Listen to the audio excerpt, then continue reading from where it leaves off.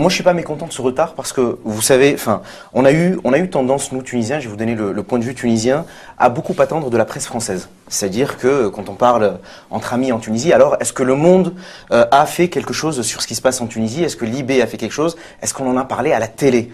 Et il y avait ce sentiment, un genre de fatalisme qui voulait dire que on peut nous rien faire sur place et que les médias français et étrangers, et surtout français, se chargeront de communiquer sur ce qui se passe chez nous.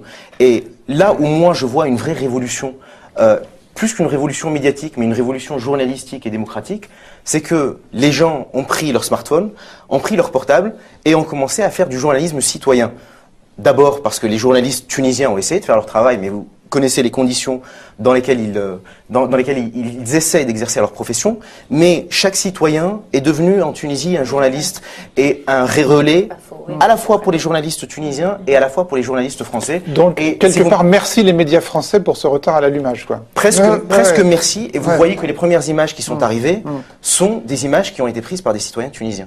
Et en cela, c'est une révolution participative. Avant que les envoyés spéciaux soient sur place, il n'y avait que des images, effectivement, amateurs qui étaient transmises au